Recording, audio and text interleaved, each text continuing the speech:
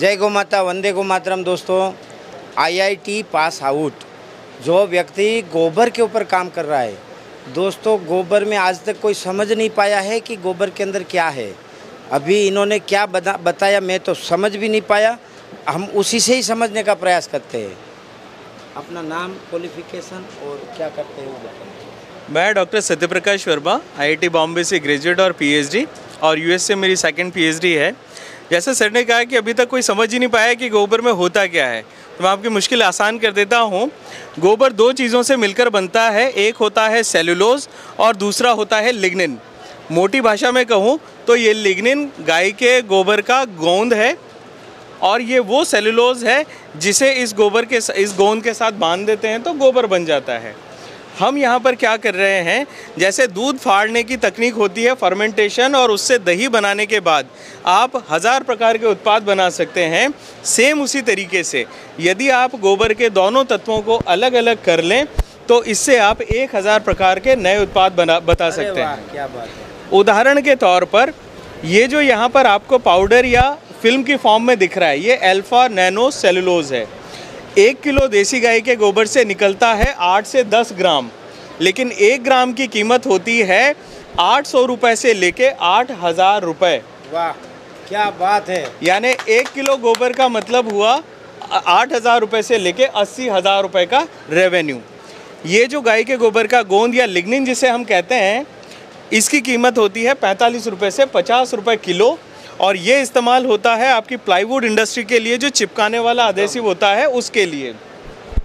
अगर मैं दूसरे प्रोडक्ट की बात करूं, इस पाउडर का इस्तेमाल क्या क्या है, जैसा मैंने आपको बताया 1000 प्रकार के हैं। छोटी सी उदाहरण देता हूं, ये आपके सामने बाड़मेर की रेत है, रेगिस्तान की रेत, जिसमें कुछ भी उग नहीं सकता, इस मिट्टी को कभी बांधा नहीं जा सकता। लेकिन अगर आप नैनो सेलुलोज से बने हुए नैनो बायो फर्टिलाइज़र को इस्तेमाल करते हैं, ये 5 दिन पुरानी वही बाड़मेर की रेत है जिसके ऊपर काला फंगस उग गया है, और इस रेत से आप मिट्टी का ढेला बना पा रहे हैं।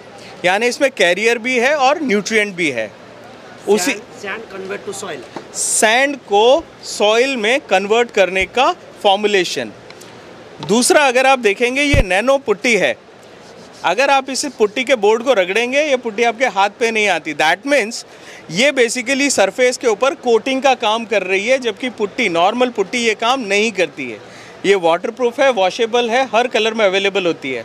और सबसे खासियत आम आदमी के लिए क्यों इम्पॉर्टेंट है, क्योंकि ये लगाने के बाद आपको किसी भी पेंट या डिस्टेम्पर की ज़रूरत नहीं पड़ती है।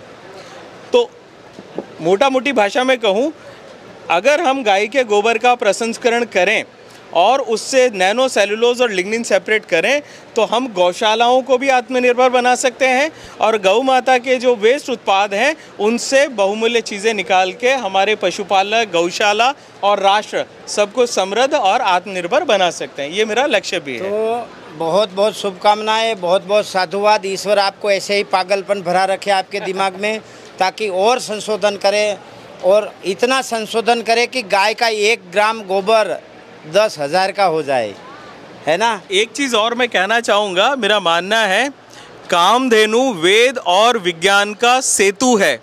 हमें इस सेतु को और मजबूत करने की ज़रूरत है। आध्यात्म अपनी जगह है, लेकिन उसका वैज्ञानिक जो अनुसंधान है उसके ऊपर भी काम करना चाहिए, और जब दोनों मिलके काम करेंगे तो ऐसे ही मिराकुलस या चमत्कारिक प्रोडक्ट्स हमें मिलेंगे। Thank you. तो दोस्तों, मुझे तो आप लोग पागल कहते ही हो, क्योंकि मैं तो पढ़ा लिखा नहीं हूँ, फिर भी गाय के इसे उसमें घुस जाता हूँ और बोलता हूँ। लेकिन ये तो आईआईटी पास आउट बोल रहा है, अमेरिका में। हाँ, और अमेरिका में भी पीएचडी करके आया है। तो गाय सच में एक विज्ञान का स्वरूप है। यदि आपको उस स्वरूप को समझना है तो गाय के चरण में जाना पड़ेगा। गाय एक बहुत बड़ा अर्थ उत्पादन का भंडार है, गाय एक बहुत बड़ा रोजगारी का भंडार है। आपका संपर्क क्या है, नंबर क्या है आपका? 9599876530। आपकी वेबसाइट का नाम क्या है? gobarwala.com, GOBERWALA.com। ये गोबर वाला एक और पागल पागलों पे पागल।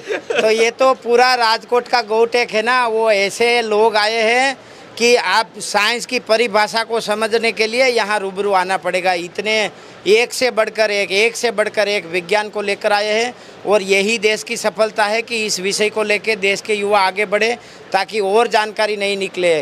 वंदे गो मातरम, भारत माता की जय।